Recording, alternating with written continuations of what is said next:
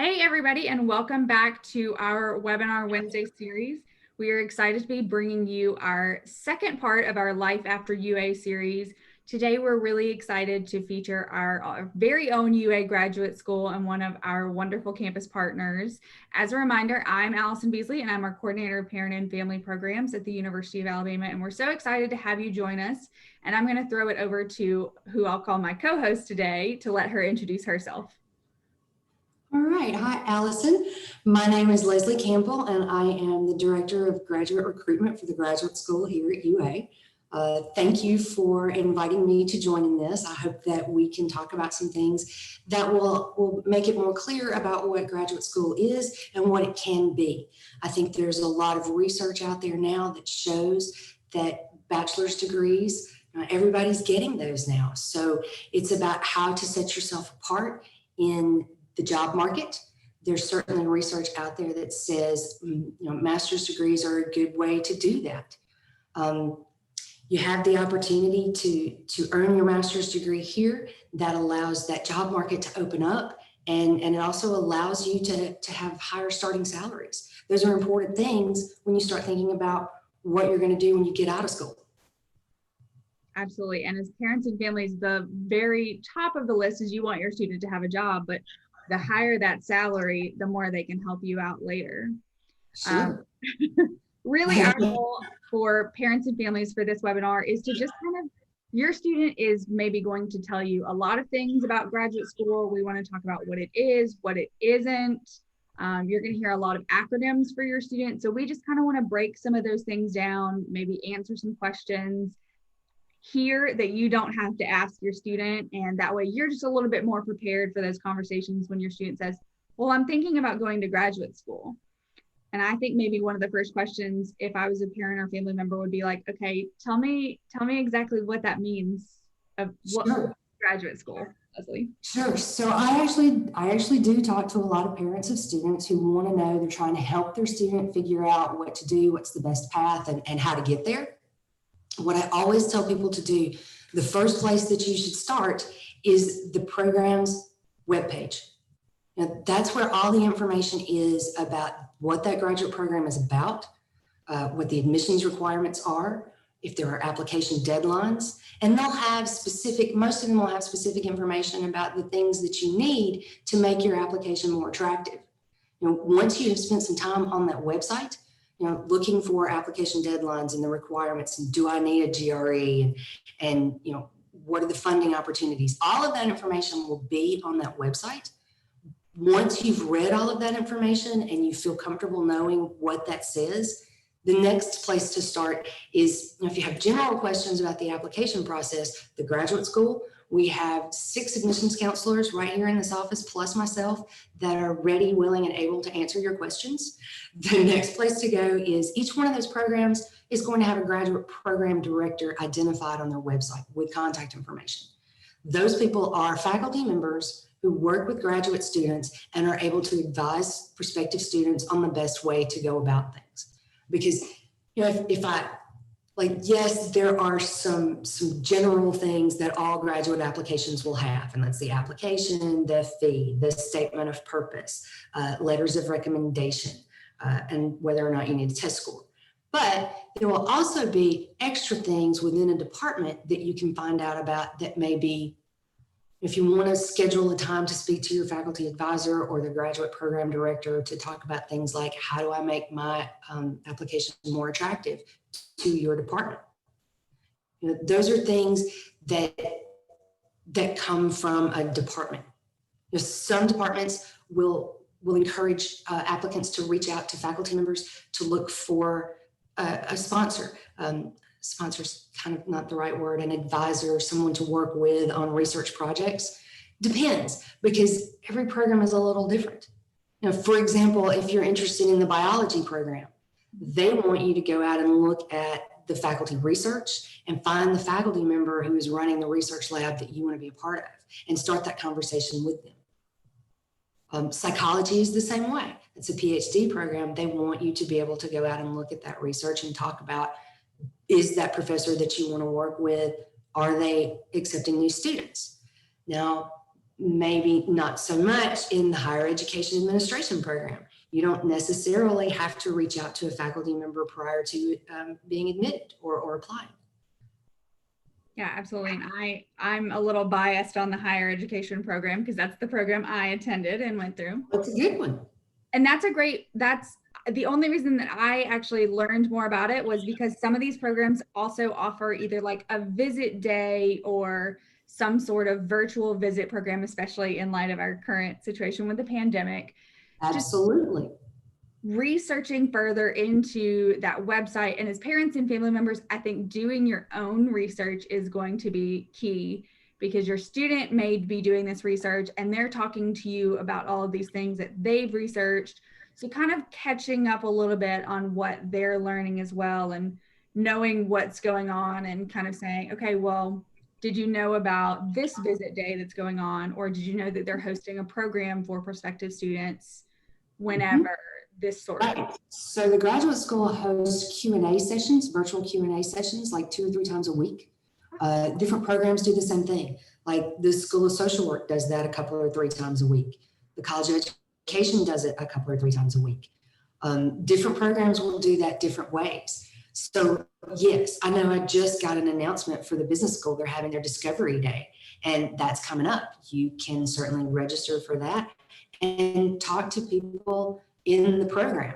It's a great way to get inside information that maybe is not always on the website because you're having conversations. It's a great way to meet the faculty and staff, and in most cases, some current students, that are actually in the program, for what that program looks like, what it's like to be a graduate student on this campus, and just the ins and outs of what it's like and what you need to do to be successful in graduate school. Absolutely. We have graduate ambassadors on our website on graduate.ua.edu. Graduate ambassadors are currently enrolled graduate students. You can ask them questions. They have short little bios about themselves and then their email addresses. So you can reach out and ask, what's it like? Or I'm not sure if I've chosen the right way to go.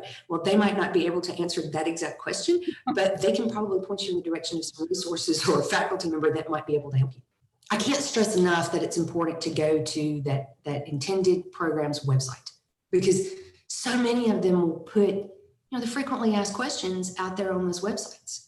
So when you want to know, how do I get it funded, or what do I need to talk about in my statement of purpose, a lot of the programs will have questions set aside on their website that you should address in your statement of purpose. Funding opportunities are going to be laid out there. Most of the time they'll talk about assistantships and fellowships. That might be something, if you don't know the difference between an assistantship and a fellowship. A graduate assistantship will, and they do come in varying levels, but a full assistantship would offer you a tuition scholarship for both in and out of state tuition. It would give you a monthly stipend and health insurance. Now, those stipend amounts, they also vary across programs. So it's very important to find out what those opportunities look like from your graduate program director of your intended program. Fellowships, on the other hand, graduate assistantships also require that you work 20 hours a week for the department, whether that is teaching a class or maybe running a lab or grading papers or working on a research project with a professor. Could be any number of things. Also varies across programs. Now, the fellowships offer you the same awards. So the tuition scholarship, the monthly stipend, single coverage health insurance, but there's not a work requirement, which is nice. And I know people go, oh yeah, well, I'd rather have a fellowship, which is true. They're fabulous either way. But I always caution people, if you get the fellowship, that's great, but don't withdraw yourself from the program, because there are so many opportunities that you can take advantage of as a graduate student within your department. Those are chances for you to work on research, to work with faculty members on writing papers and publishing articles and going to conferences and presenting your research. The graduate school partners with departments to make sure that our students have that opportunity to do that.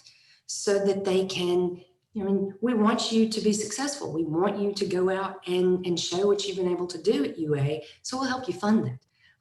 Those are great ways to get involved. And what I think people don't always think about is that those opportunities, that's how you find the job after you finish the project. You know, after you get through the program, you're still looking at the career outcome at the end. Right. Absolutely.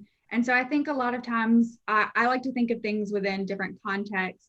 So if you're thinking about your student who's currently in undergrad and they have what we call a TA, so that's that teaching assistant. What we're kind of silently dropping is that G. So it's a graduate teaching assistant. They're the G. Right. But a lot of times we're just hearing that TA. So to put it in that kind of context of your student may be helping to teach a class while they're in graduate school, helping out a professor, those sort of things. And building a resume at that. Absolutely. Yeah. Now, one of the things that we have not talked about, and it just kind of hit me, is that we need to talk about accelerated master's programs. Yeah. Okay, so we call that AMP, accelerated master's programs. And what that does for you is if your student comes in with, I mean, we have so many students now that come in with a ton of AP and dual enrollment credit. You know, I mean, I talk to a lot of students who come in as sophomores. You know, take advantage of that, because we have several programs that are designed so that you can be admitted to an accelerated master's program. If you have a 3.3 overall GPA, you can dual count up to 15 hours. And what that dual count means is that it allows you to count some classes twice in both your undergraduate and your graduate program. So in the end, that saves time and money. So a lot of people end up, I mean, it varies by person, how many hours you bring in and how many hours a particular program will allow you to double count. But, you know, lots of times you come out with your master's and your bachelor's degree at the same time, you've saved time and money, and you end up with a master's degree. We know that families love saving money, so that's Right? a really great program. And Leslie, correct me if I'm wrong, students can get admitted how early? So once you've earned 90 credit hours towards your bachelor's degree, you can apply to the program. And there are some benefits to applying to AMP. You know, for instance, in engineering, you don't have to have a GRE score to apply as an AMP student, because the understanding is you're going to be one of their better students in engineering anyway if you have an overall 3.3 GPA. So usually the faculty members are going to know you and not necessarily need that score. Yeah. So that's another thing I want to touch on is I kind of said this earlier about a lot of acronyms that you hear. So something that you may, and we've already broken down AMP, so Accelerated Master's Program, but GRE is another one. So Leslie, can you just kind of give a brief overview of entrance exams for different programs? I can. Okay, so one of the other things that you will look at on the program's website under application requirements or admission requirements, they will say whether they require an entrance exam or not. That'll be a GRE. That's universally the most accepted entrance exam. The GMAT, typically that is all business school. And then there's also the MAT, which is different from the GMAT. The MAT is the Miller Analogies Test. Not as many schools will accept that, not as many programs will, but the place to look is certainly the program's website to see which ones they are interested in getting. Now, I will point out that right now, due to COVID concerns, a lot of our programs are waiving the need for the entrance exam altogether through the fall 2021. I think personally, you will see more programs will opt out of having that entrance exam as part of their requirements as we move forward. I think you will see some changes based on what's been happening due to COVID. Mm-hmm. Yeah. And I will point out that I will give you the warning that junior year Allison probably needed before she Googled it. The Miller Analogies Test, even though it is the MAT and 75% of the word math, is analogies based and is word and language based. Sure. Yes, that is true. And I think I mentioned this earlier, but I get questions from applicants all the time. Which one is the easiest test to take? I mean, don't we all want to know that? The truth is, I think it solely depends on your learning style. Yeah. You know, I mean, I have talked to plenty of students who've come in here and been like, "Oh, I'll ace the math part. That's no problem." Well, the GRE is for you.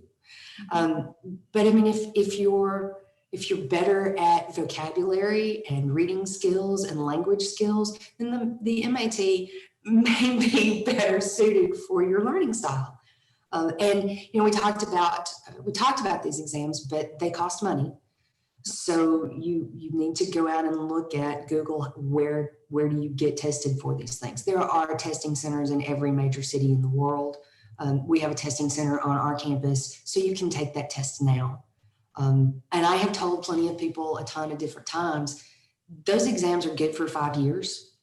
So even if you don't think you're going to go to grad school immediately after graduation, think about going ahead and taking those exams right now while you're still used to taking tests and studying for tests. Yes. Because those tests are good. They won't expire for 5 years, and that allows you a little more time to think about what your next step may be. I say that, and then I'll also say things like, you also want to think about the fact that once you graduate, you know, life starts to happen. So staying in school and motoring right on through your graduate degree is sometimes the best plan. One of the other things that I'll mention here is that we have the opportunity, if you have a merit-based scholarship from UA, you can use those funds towards your graduate degree. So maybe instead of having 5 different majors and 4 different minors, you might want to think about narrowing down your focus and using those funds toward getting that bachelor's and master's degree and knock it out. Because again, if you come out with a master's degree and you have the opportunity, when you're looking at job applications and you're going against other people in the job market, you want to be able to have something that sets you apart, that makes you a better candidate. And sometimes it's as simple as having a master's degree at an early age.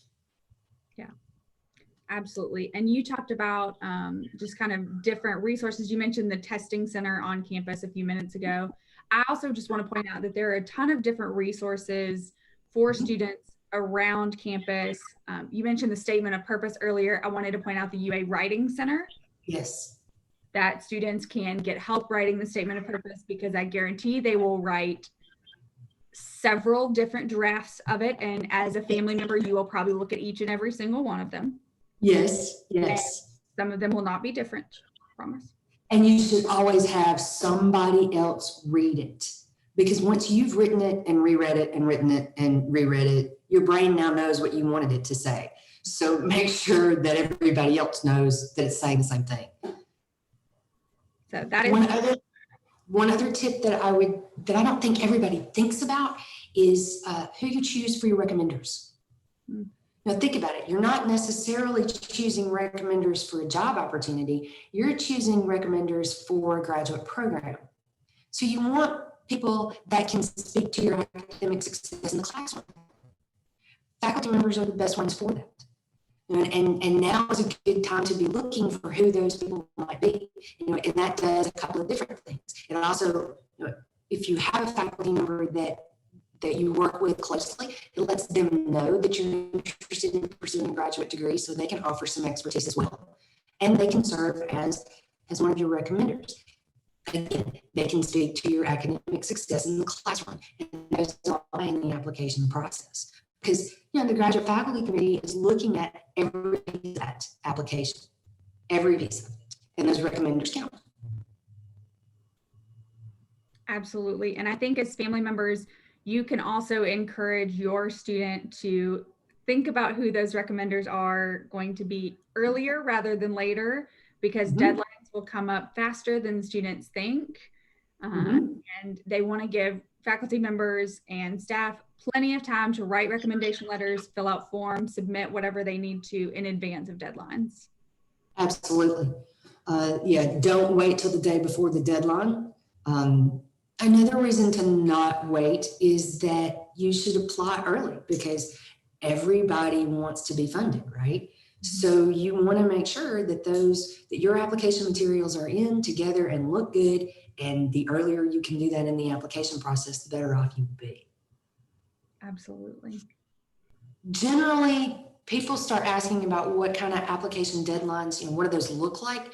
Most of the time, those happen, it varies for every program, but I would start looking at getting all of my application materials together in the fall semester of my senior year for sure. Because some of those deadlines, we have deadlines that start as early as November 15th. Yeah, so with that, for folks who are not keeping up with the calendar in 2020, much like my brain has decided to, we are right about a month away from November 15th. So like, it's wild to think about. But encourage your student, if they're thinking about graduate school, to go ahead and start researching their programs. Like Leslie said, go to those specific program websites, learn more about that. As a family member, do your research.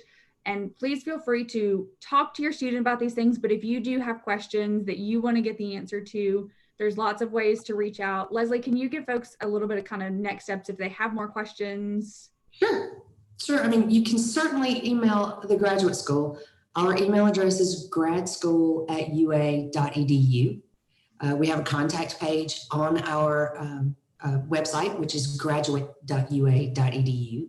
And you can always email me. My email address is Leslie, lesley.bama@ua.edu. I mean, we're happy to answer any questions that you have or help you find the information that you need. We may not always have the answers because a lot of times people will ask things that are determined in a program, but we can certainly point you in the right direction and get you in contact with the person who does know that answer. Absolutely.